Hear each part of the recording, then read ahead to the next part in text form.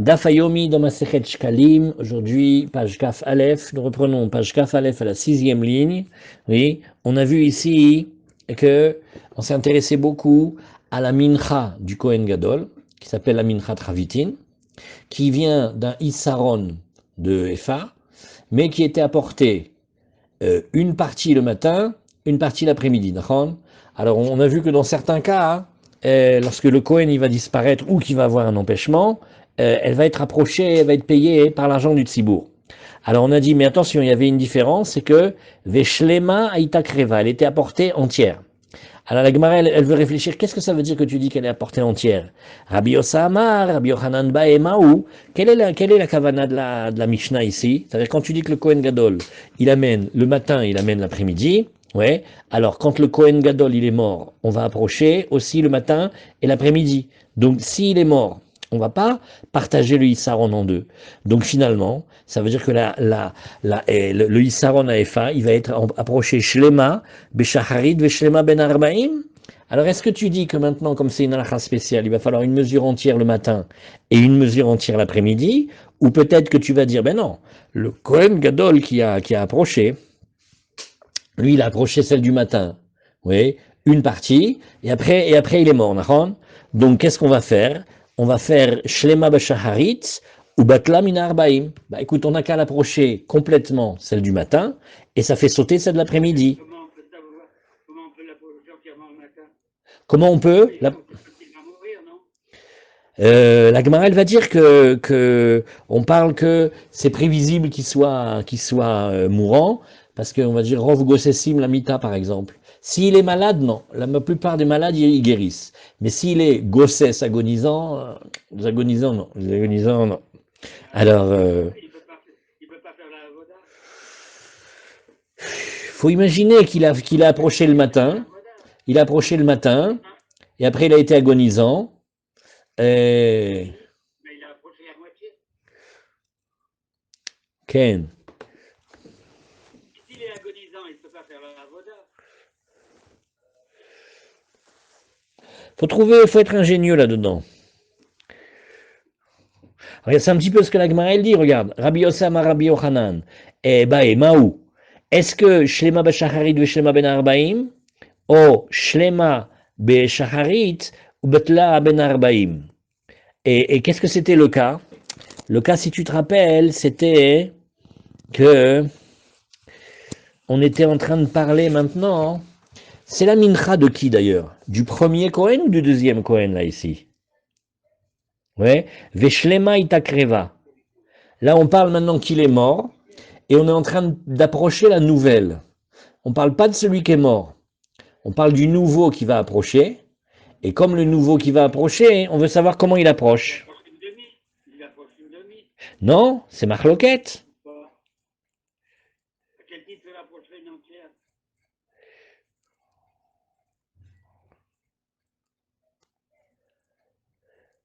Non, parce qu'au contraire, Michel, quand il est vivant, il faut approcher une moitié.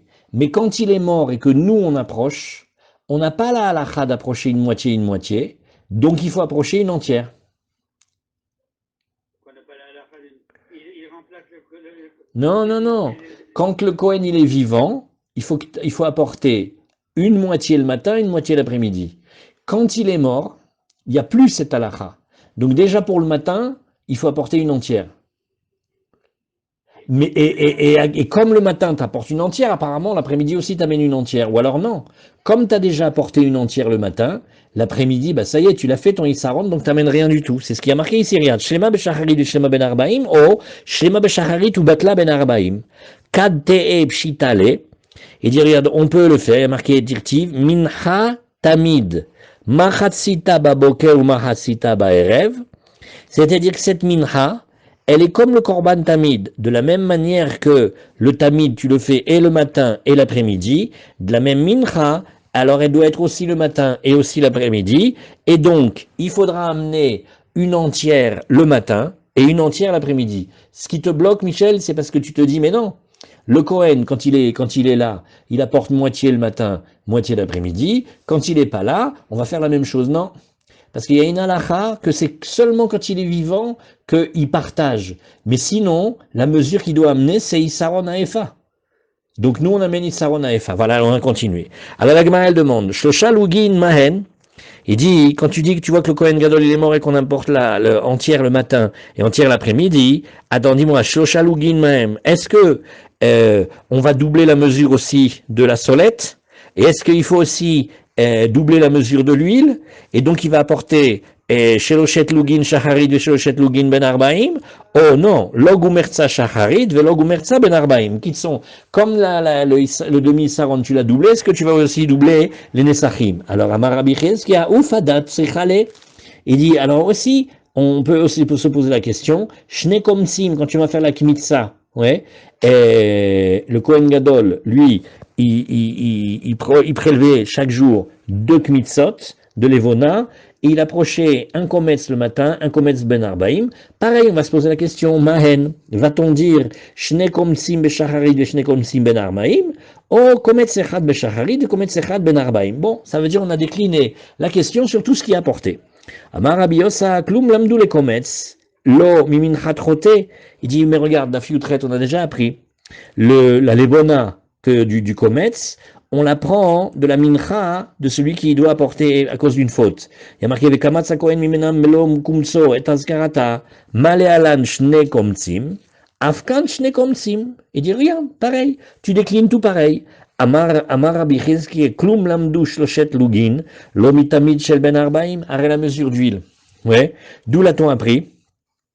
Dans la mincha de Chavitin, on apprend du tamid du soir, et il y a marqué mincha tamid, donc on voit ici que malealan shoshet lugin, de la même manière que tu fais la mesure des 3 logs, vasirita efasolet le mincha belula beshemen ketit revita hin, et le hin c'est 12 logs, et un quart de hin c'est donc 3 logs.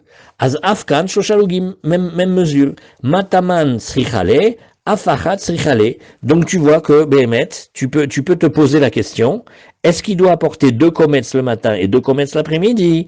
Et la Gemara, elle nous dit que on est resté en suspens sur cette question. Shelo yé. Alors la Gemara, elle a dit aussi, on a fait une dernière takana.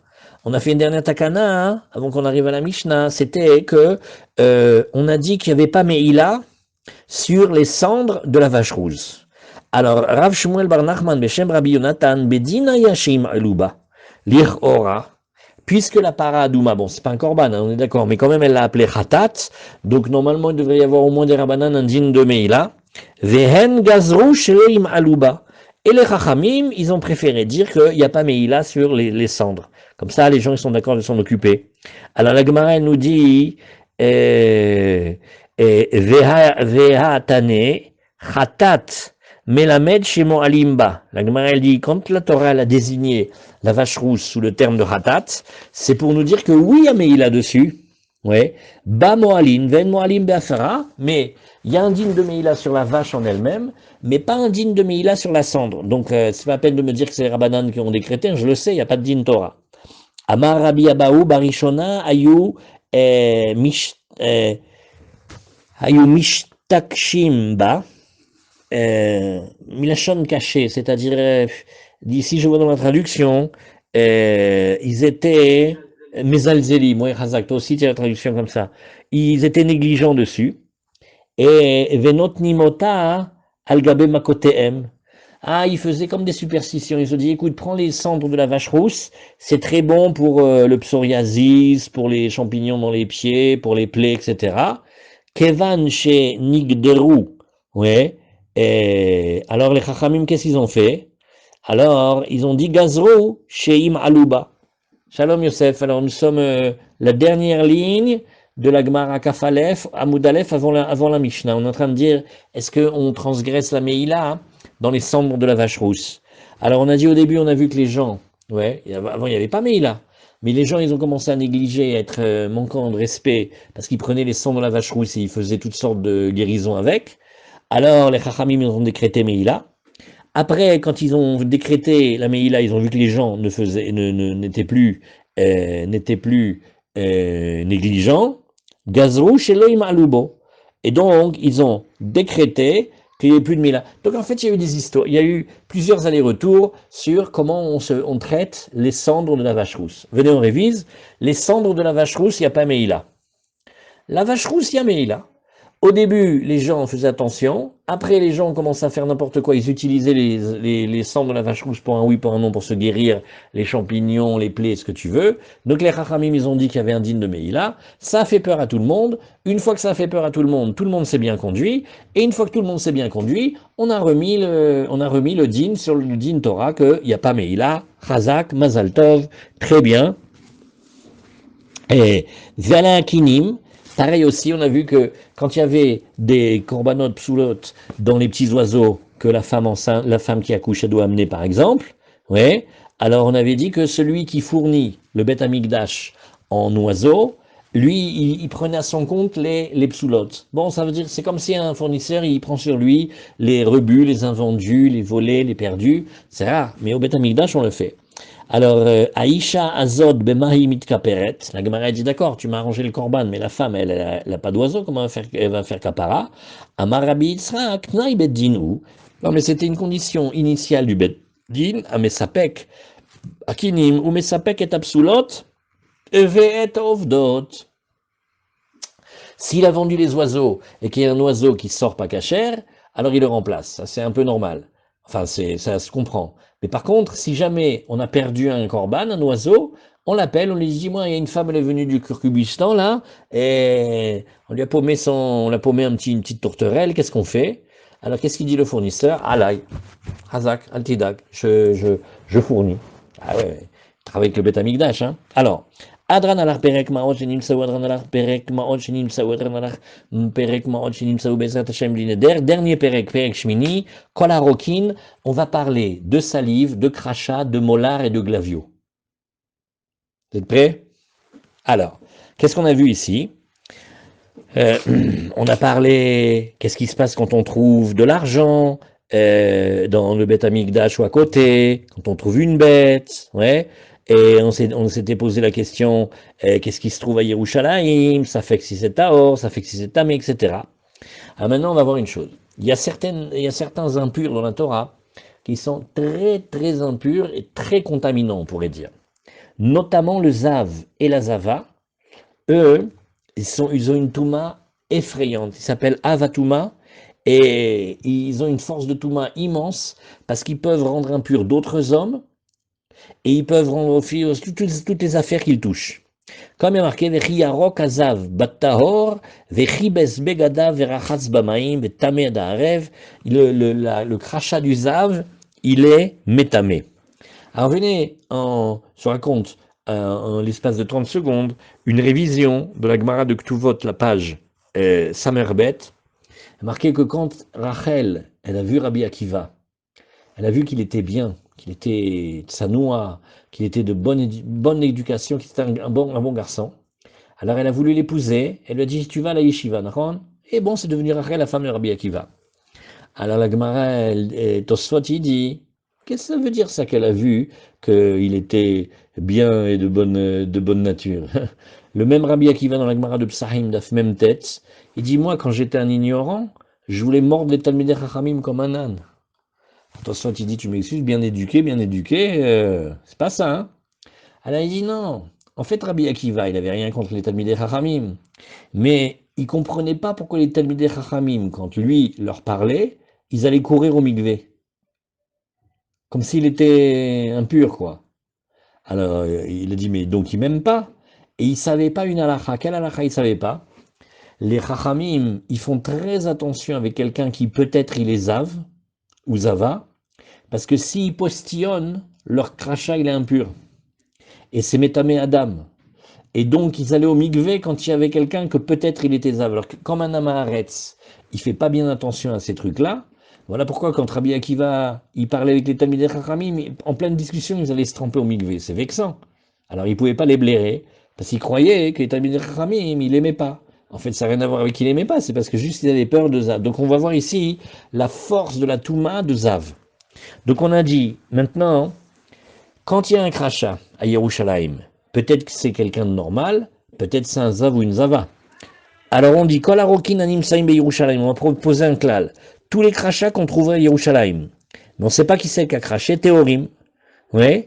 Et il dit, regarde, autre chose que j'ai oublié de vous dire, c'est qu'on a décrété aussi la même chose sur les goïms.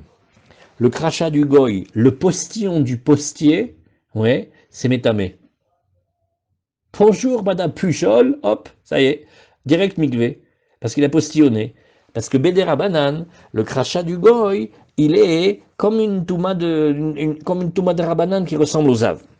Alors maintenant, Chutz Shel Shuka Elion, mais maintenant, il y avait, d'après les paroles de Rabbi Meir, Rabbi Meir, il y avait un marché dans les hauteurs de Yerushalayim. Là, Bémet, le crachat, on va dire qu'il est tamé. Pourquoi? Parce qu'il y avait beaucoup de goïms là-bas, et donc on avait réservé un marché un petit peu pour les goïms là-bas, si tu veux. Az Rabbi Yosef Omer, Bishar Kol Yemot Hashana, Shenimsa, Be'emsa Teorim, ou Betzdadim Teorim.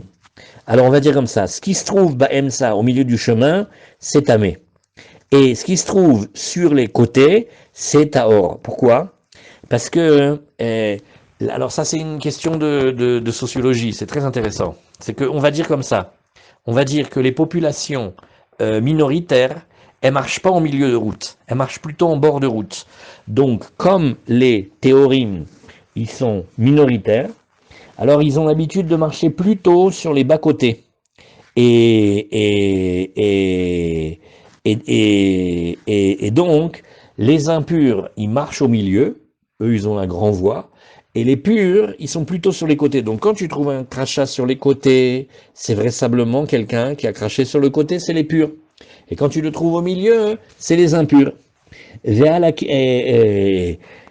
Ou Béchat à règle, mais si c'est le moment des fêtes, oui, c'est-à-dire pendant les fêtes et même un tout petit peu avant, peut-être un petit peu après, chez Baemsa théorim, au contraire, là il y a plus de théorim que d'impurs parce que tout le monde se purifie. Donc on va dire chez Baemsa théorim, ceux qui sont au milieu, ils sont purs. Et chez Betzdadim tmeim, mipne shameutim mistalkim letzdadim, c'est un principe. Après, quand on va vers les mikveh et on a trouvé des affaires, on va dire de manière simple, si c'est en descendant vers le mikveh, c'est plutôt impur parce qu'on va dire que c'est un keli qui n'a pas encore été trempé, ouais. Et si c'est derech aliyah, ouais, alors théorim. Il faut imaginer comme ça. Il faut imaginer pour bien comprendre. Imaginez par exemple un escalier qui est fait que pour descendre vers le mikveh, et un escalier qui est fait que pour monter du mikvé. Donc maintenant, il y a une fourchette. Et tu veux te demander, par exemple, dis-moi, on a trempé au mikvé cette fourchette? Alors on dit non, regarde, elle est dans les escaliers qui descendent vers le mikvé. Je t'expliquais ce qui s'est passé. Le type, il a été trempé, c'est Kélim, il a paumé une fourchette sur le chemin. Par contre, quand c'est le chemin de remonter, qu'est-ce que tu vas dire? La fourchette, il l'a trempée, mais elle est tombée du sac après qu'il l'a trempée. C'est normal, tu vois? Alors il faut que tu aies un derrière Yerida et un derrière Alia. Comme on a vu ici, chez l'eau qui est Yeridatan, Aliatan. Oui. C'est deux derrière Shonim. Donc, étant donné qu'il y a deux chemins, tu peux dire ta statistique que, en général, quand ça descend, c'est parce qu'il était en train d'aller le tremper. Donc il a dû tomber, il s'en est pas rendu compte. Par contre, quand il est en montant, c'est après qu'il est trempé. Donc c'est une question d'évaluation. Enfin, ça c'était tout ça. Hein. C'était d'Ivré et Rabbi Meir. La Mishnah continue. Rabbi Yosef Omer, Kulam Teorim. On va dire que non. Parce que les Chachamim, ils ont fait un coup extra. Ils ont dit, ce qui est tamé est tamé. Ce qui est taor est taor. Et ce qui est safek tamé, eh ben ça reste taor. Donc ils ont fait une takana qu'on n'est pas rochesh la touma des kelim. Chutz mi nasal ou mina magrefa ou mina maritza et ameyuchadim les gvarot. Bon, évidemment, il y a des outils. C'est des outils, tu vois dessus, c'est les outils de la Chevra Kadisha. Donc c'est les trucs vraiment pour creuser les tombes. Bon, ceux-là, il y a quand même des morts, donc on sait. Alors, Sakin shenimsed be arba asar. Un homme, c'est un cas d'étude un petit peu, quelqu'un trouve un couteau, mais super bonne qualité. Un couteau de shrita. Hein. Alors on dit shochedba miad. Et peut-être il est tamé, peut-être il lui faut une villa. Non. On va dire que Béhémet, ouais, de toute façon il est pur. Et même s'il était impur, on va dire que les propriétaires, c'est sûr qu'ils ont déjà fait un mikvé le 13. Parce que comme ça, il trempait les kelim avant. Maintenant, quand il le trouve, le Shosha Sar, alors Shoné ou Madbil, il recommence la Tvila parce que c'est vrai qu'en général, le 13, on trempe les Kelim, mais peut-être qu'il fait partie de ceux qui sont un petit peu traînards. Tandis que le 14, c'est bon. Ou il est pur et c'est bon, ou même s'il était impur, il a déjà été purifié. Kofitz, alors ça, c'est, vous vous rappelez, c'est des sougiotes qu'on a vu en début de Masechet, la feuille. La feuille, le grand hachoir là, c'est pour débiter, pour couper la bête, les gros morceaux. Basé ou basé, choné ou madbil, là il faut qu'il recommence. Pourquoi? Parce que, regarde, le Pessah, comme on n'a pas le droit de casser l'os, donc il va faire très attention de ne pas utiliser ce truc-là. Ouais. Après on a une question, euh, est-ce que la Chagiga, le Korban Chagiga, elle est comme le Korban Pessah, il n'a pas le droit de casser l'os non plus? Ou il y a une différence? Alors ben, c'est Yod Shabbat, comme cette année. Le 14 tombe Shabbos, Shochet Bamiyad, oui, là il n'y a pas besoin de faire la Tvila, pourquoi? Parce que Nahon, peut-être que les Baalim, ils avaient un couteau, et donc le kofil, s'il sert à rien, oui, parce que c'était pour casser les os, et aujourd'hui, comme c'est Shabbat, ils vont pas casser l'os, oui, mais comme les Baalim, ils ont besoin du kofitz aussi pour le 15, après Shabbat, donc c'est sûr qu'ils auront fait comme nous, c'est que toute la vaisselle, on l'avait déjà trempé la vaisselle avant Shabbat, hein. Bah oui, on va pas attendre Kadesh ou Chaz Karpatz pour dire tiens, en fait, les enfants attendez une demi-heure, papa il va aller tremper pas tremper les kelim, hein, c'est Yom Tov, je vais pas le faire et puis il l'aura fait avant. Donc voilà, ça c'est très facile. La Gemara elle nous dit après, Behamisha Asar, Shochet Bamiyan, maintenant encore mieux si c'est le 15, ouais, ça veut dire le Yom Tov de Pessah, il a trouvé le couteau, il a le droit de faire la shrita tout de suite, parce que ça c'est Bevadaï, Bevadaï, Bevadaï, que tout a déjà été trempé depuis la veille ou l'avant-veille, parce que il a besoin du kofitz le Yom Tov pour découper la viande de la Chagiga, ça c'est sûr qu'il a le droit de le couper. Nimsak Shura et Sakin, Areik et Sakin, pareil, par contre, si tu trouves que la feuille, le hachoir, là, il est collé, attaché avec un fil, au couteau, bon bah alors il a le même statut que le couteau parce que vraisemblablement ils ont été attachés ensemble et ils auront été, le cas échéant, purifiés ensemble, c'est facile. Gemara. Rabbi Avin Beshem Rabbi Yoshua ben Levi, il dit Katsran, Shel Nochim Ayasham. Alors, qu'est-ce qu'on a vu ici? On a dit, il y avait le Chouk Elion, on reprend toute l'histoire du crachat du début. Alors, la Gemara a dit, tu te rappelles le crachat du début? Alors, on a dit, regarde, à un moment, Yerushalayim, tout est pur, sauf en haut, il y avait un Chouk Elion. Alors, c'est quoi? Qu'est-ce qu'on avait comme problème là-bas? C'était pas des juifs? C'était des goy? Rabbi Avin, Beshem Rabbi Yoshua ben Levi, dit, je vais t'expliquer pourquoi on a été gozer là-bas. Il y avait un katsran. Alors, katsran, c'est de l'humour juif. Un katsran, c'est un blanchisseur. Pourquoi on l'appelle katsran? Parce que toujours, tu lui amènes le costume taille 58, une fois qu'il a repassé, qu'il a lavé, il fait 56. Après, ta femme, elle te dit, ouh, tu as grossi. Elle dit, non, j'ai pas grossi. Mais, cet abruti de truc, je l'appelle pas un blanchisseur, je l'appelle un retrécisseur. Je raconte une histoire rigolote. Quand j'étais jeune à l'Yeshiva, je suis allé à Wronstein, j'ai voulu faire comme lui. Lui, il a une chita très spéciale, il mettait un talit katan, et il descend jusqu'au genou. Et je me suis dit, bon, je vais faire comme le Rav. Je lui ai dit, vous voulez pas me le prêter pour le jour du mariage? Il a dit, d'accord, mon fils. Il me l'a prêté. Et ma femme ne savait pas encore vraiment bien faire les machines à laver. Et d'abord, il est sorti bleu au lieu de blanc, et il est sorti la taille d'un talit que même ton fils de 6 ans, il ne le porte pas. Le Rav, il m'a dit, je crois que ce n'est plus la peine que tu essaies de faire mes roumantes. Depuis, j'ai un talit normal. Alors, comme ça on les appelle, les blanchisseurs, on les appelle des retrécisseurs. Tu vois, parce qu'il y a marqué ici, il y avait un katsran shel nochin ayasham. Et comme il y avait un blanchisseur là-bas, Goy, avec les clients Goy, donc tu peux pas dire que les crachats, c'est des crachats juifs qui sont théoriques. Ah, il y a toute une communauté de Turcs là-bas. Alors, la Gemara nous dit ici, Amar Rabbi Hanina Arudot Ayu Noharim, ouais, et Birushalayim. Alors on dit, tu sais, il y avait des... Alors, les haroudot, le haroud, c'est comme un bardeau ou un mulet, c'est une variété d'âne sauvage. Ayu noharim, oui, Berushalayim, ils tuaient à Yerushalayim. Bon, évidemment, ils ne leur faisaient pas la shrita. Il y a une technique barbare qui s'appelle la nehira, c'est-à-dire ils montrent un couteau dans les narines, et vous m'avez compris. Et c'est comme ça qu'ils tuaient les animaux. Vayu ole regaim mishtakim bedam adrech kubotehem. Et le problème, c'était que les pèlerins, quand il marchait à un moment, il abattait tellement d'ânes que les pèlerins, hein, ils pataugeaient dedans jusqu'aux genoux. Ah, ou Baou lifnei chachamim, velo amrou lahem davar. Ils étaient très gênés, ils disent, mais attends, on essaye d'être pur, et il y a du sang d'âne. C'est bien le sang d'âne, c'est pas métamé, on ne sait pas, on pose la question. Et les Chachamim, ils ont fait exprès de rien dire. Rabbi Simon Beshem Rabbi Yoshua ben Levi, Maaseh Beperida Michel Beit Rabbi Shemeta. Il y avait justement une mule de chez Rabbi qui est morte. Bon, alors maintenant, il y avait du sang qui est sorti du cadavre. Veti Eru Damea, ils ont dit que le sang, il était pur, Mishum Nevela, c'était pas une touma de Nevela. Rabbi Elazar, Shaïl et Rabbi Simon. Rabbi Elazar, il a demandé à Rabbi Shimon, Adkam. Non, très bonne question. D'accord.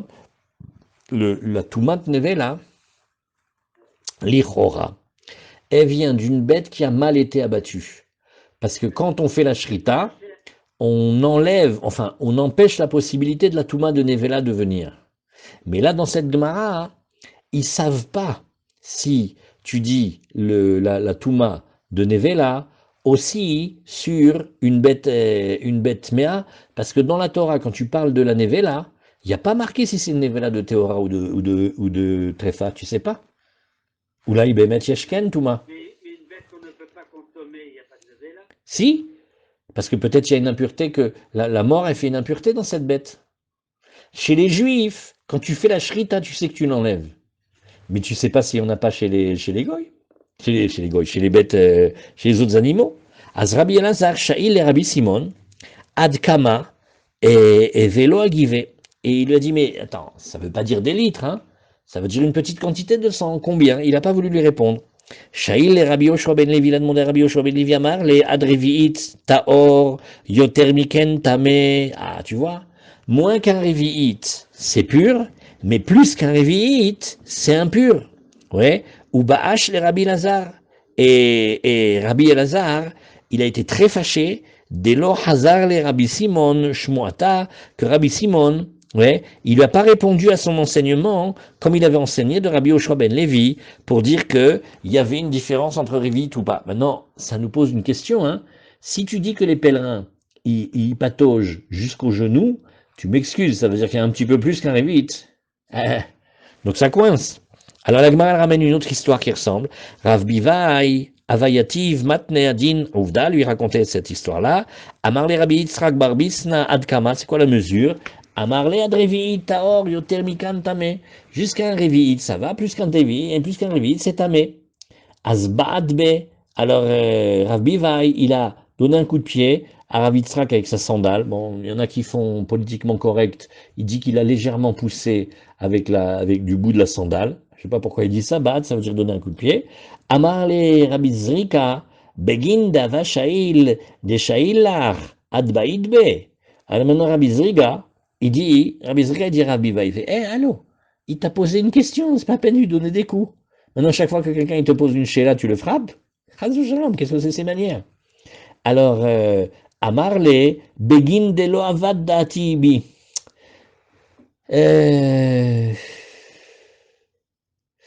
Non, je vais te dire pourquoi je vais donner un coup de pied. Parce que j'avais pas la tête pour être concentré. Pour répondre à une là, il faut avoir la tête claire comme de l'eau de roche. Il est venu celui-là, je vois pas que j'ai des soucis, qu'elle arrête pas de me crier, tout ça et tout ça. Elle dit, alors il est venu, il a donné un coup de pied. C'est-à-dire, il faut savoir quand on pose la question, et il faut savoir quand on peut répondre. Quand il n'a pas la tête, quand il a repoussé du pied, c'est une manière de dire, regarde, j'ai pas la tête. Ça, c'est une question, et une blague chez les Dayanim, ils disent, ça c'est une question, il faut être Yoshev Shiva Nekiim. Parce que tu peux pas répondre comme ça. J'ai pas la tête. Des fois, tu vois comme ça dans la Gemara, quand ils ont pas mangé, ils veulent pas répondre. Quand ils ont des soucis de parnassa, ils veulent pas répondre. Une fois pendant le cours de Rav Shmuel, sans faire exprès, j'ai fait du bruit, j'ai bougé le stender. Il m'a dit, il m'a dit, pour enseigner, il faut avoir la tête claire comme un jour de printemps, que le ciel il est parfaitement dégagé, que le soleil il brille. Genre, tu vas arrêter de faire du bruit pendant que je fais cours. Donc des fois tu les vois comme ça. Il a dit, écoute, il m'a posé la question, je n'ai pas la tête pour lui répondre. Pourquoi? Alors, la Gemara, elle dit, bah, parce que je t'explique que c'était une question compliquée. Damar Rabbi Yohanan, qu'est-ce qu'il y a marqué? Vayu hayechat luim lecha mineged, upachatta laila veyomam melotamin bechayecha. Chas shalom, c'est dans les malédictions, et là-bas, il y a marqué, pas sur nous, sur la tête des Arabes, et ta vie, elle sera suspendue devant toi. Oui, et tu auras peur la nuit et le jour, et tu croirais même plus en ta propre vie. Vayu, alors maintenant on dit Vayu hayechat luim lecha mineged. La Gemara va montrer c'est plusieurs niveaux. Tes vies, elles seront suspendues devant toi. C'est lui qui achète du blé à l'année. Donc comme il n'a pas de terrain, le pauvre pour semer, ouais, et même s'il a de l'argent, il ne peut pas savoir qu'est-ce qui vont être ses revenus de cette année. Et donc, il est obligé d'acheter à prix fort. S'il avait un terrain, il sème lui-même et puis il va voir comment ça sort. Là, il est obligé de faire des provisions parce qu'il n'a pas de terrain. Donc ça, celui-là, ça veut dire il est dans le suspense en fait.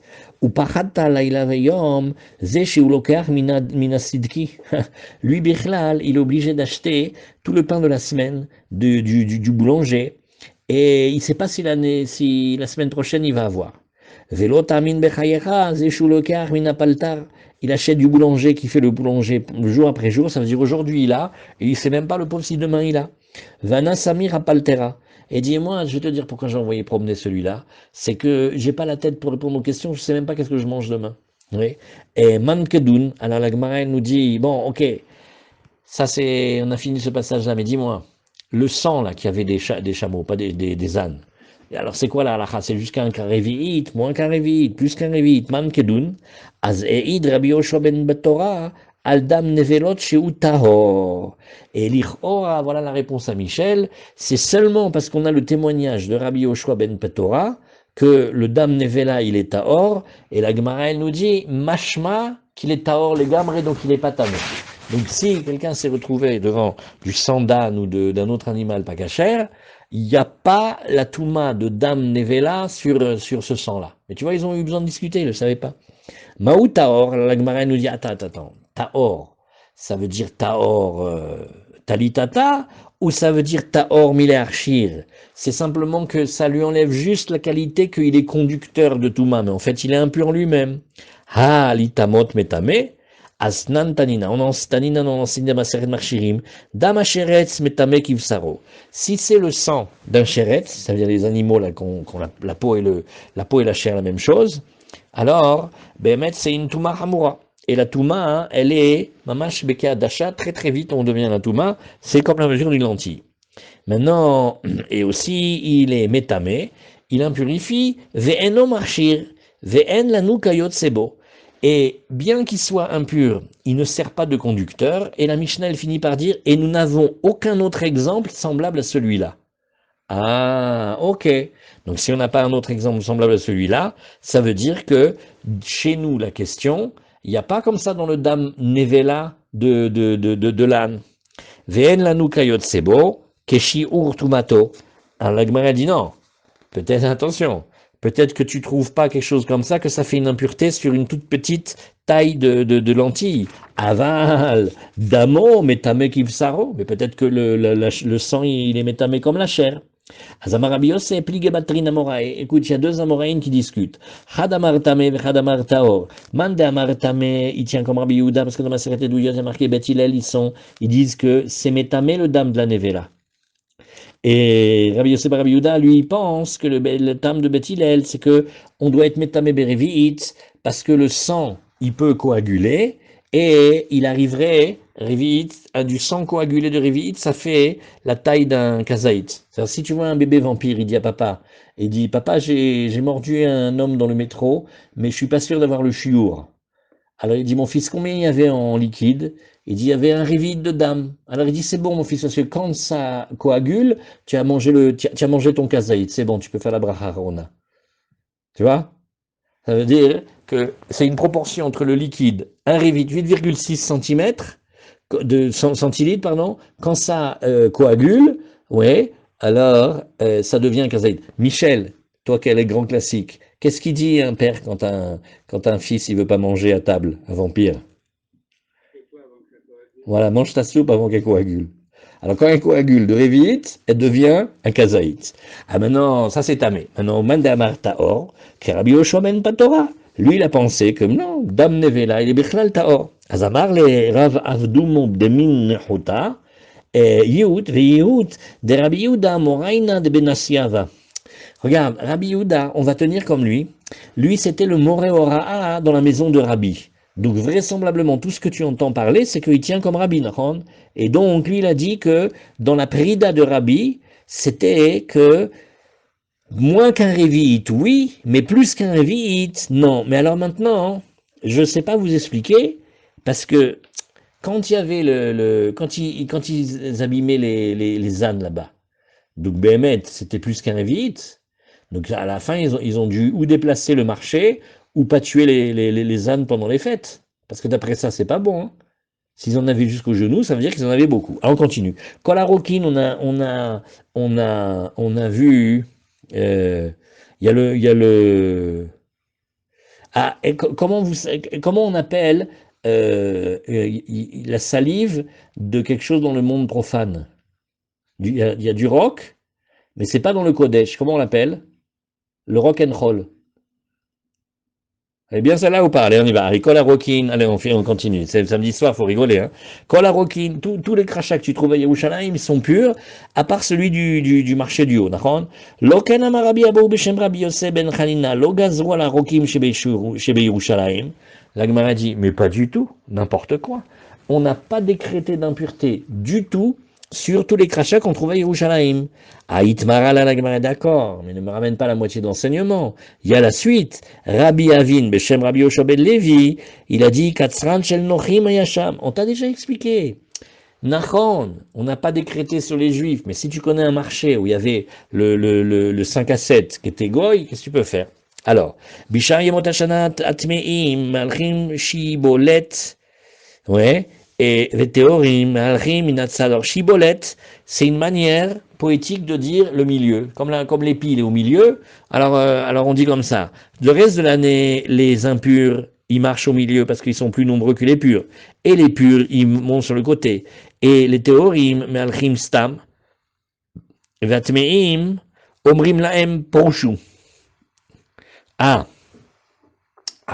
il y a une espèce de police interne. C'est-à-dire que si jamais Veateorim Me'alchim Stam, c'est-à-dire que il y a les gens purs, ils commencent à pas faire attention, ils veulent marcher au milieu du chemin, ouais. Alors, les impurs leur disent, oui, Pouchou, il a fait, vous devez marcher sur les bas-côtés. C'est comme quand tu veux aller à la piscine et il y a les petits vieux qui nagent. Au bout de 2 jours, tu vas plus parce que toujours ils te disent non, ils ont celui qui nage, tu vois, il doit aller à droite et tu reviens à gauche. Il y a un sens giratoire comme ça. Béchat arrive maintenant quand c'est au moment de la fête, à théorie malchim shibolet. Au contraire, là c'est les purs qui marchent la tête haute au milieu du chemin. Vatmeim malchim minatzad, et les impurs ils marchent du côté. Et si jamais il y a des impurs qui osent marcher au milieu du chemin, les purs, il leur fait aller dans les bas-côtés. On a dit qu'il y avait les kelim qui se trouvaient dans le mikvé. Alors, Loken Amar Rabbi Abaou Beshem Rabbi Yochanan, Lo Gazru ala kelim Yerushalayim. La Gemara dit, mais on t'a déjà dit, on n'a pas fait de décret sur les kelim de Yerushalayim. Alors il lui dit, Mikevan shenimsau derer yerida le bet advila, nasu ochiach. Alors la Gemara te dit, Nachon, je suis d'accord avec toi qu'on a une chazaka, c'est-à-dire qu'on a une présomption. Mais comme toute présomption, c'est vrai jusqu'à preuve du contraire. Et là, quand le keli, quand les fourchettes, elles sont vraiment dans l'escalier qui descend vers le mikvé, ça veut dire qu'elle est tombée avant qu'il la trempe. Parce que sinon, explique-moi comment il a trempé, comment elle a pu être là-bas. Ouais. Donc, voilà. Az Abba Shaul aya kore otan tsiporin. Les kelim là pour le cimetière. Man de amar tsiporim aya domé les tsiporim. Bon, ben, c'est parce que ça ressemblait à la forme d'un oiseau. L'oyode alama, peut-être parce qu'il y avait un bec. Man de amar meritza, celui qui l'appelle meritza. Les filles, on l'appelle aussi meritza parce que on fait tourner à Even les betakvarot. c'est comme un terme qui veut dire déplacer, faire courir, parce que c'était comme une espèce de pioche avec laquelle il faisait rouler la pierre. Ok. Alors, kofitz rouler. Quand on a trouvé que le kofitz, il était attaché au sakin, il est comme le sakin. Et la Gemara nous dit, Tane, a sakin, kshurala, arezu kamota. Dès que le sakin, oui, et il a le même statut que le kofitz, et ce qu'on a enseigné que quand il est attaché au couteau, il est comme le couteau, c'est-à-dire que le kofitz, il est attaché au couteau, et donc, on voit bien que ce qui est le principal, c'est le couteau. Et donc, si le couteau il a été trempé, celui-là aussi il a été trempé. Chazak, très bien. On fait, et encore une petite Mishnah si vous voulez. On a dit parochet maintenant le rideau. Chez Nitmet Vladatuma, il a été impurifié par quelque chose qui est Rishon Latuma. Par exemple, il a touché un liquide qui lui-même a été impur de Sheretz. Alors, on dit Matbilinota, Bifnim, on le trempait, on le mettait dans le mikvé à l'intérieur, Machnisin Ota Miyad, et après, on le remet, on le suspend comme il fallait à sa place.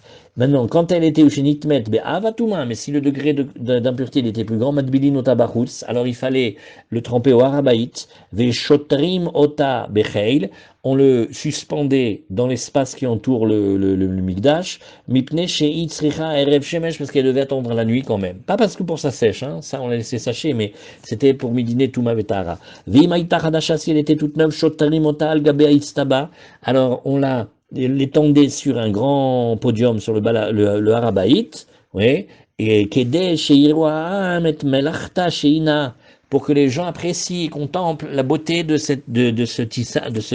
tissu et de cette manière de tisser extraordinaire. Abal Shimon ben Gamliel Omer Mishum Rabbi Shimon ben Asagan Parochet Ovia Tefar. Maintenant on va voir des choses extraordinaires. C'est un tissu, elle a presque 10 cm d'épaisseur. Al-Shivim Beshtaim Nimim, et elle est torsadée de fils qui eux-mêmes sont 70 fils torsadés Nereget. Valkol Nima Venima, et sur chaque fil, Esrim Verba Chutim, oui, tu mets encore 24 fils, Orka Arbaimama, et là, sa longueur, elle est de 40 amot, ça fait comme 20 mètres, Verorva Esrimama, ça fait comme 10 mètres, ou Mishmonim Beshtaim Ribo, et elle était faite de 82 myriades de pièces de fil en fait, et était naasit. Ça fait 82 fois 1000, 82 fois 820 000 fils il y avait dedans. Oui, et Shtaim Osim Bekol Shana, on en fait 2 par an, parce qu'à cause de la fumée, elle prenait un peu de noirceur, on en faisait 2 par an. Vishloshmot Kohanim Madbilim Ota, et il y avait 300 Kohanim pour la porter. Ouais. Et alors la Gemara elle a dit, Ilou Amarhout. On a dit ici, non, on n'a qu'à laisser là.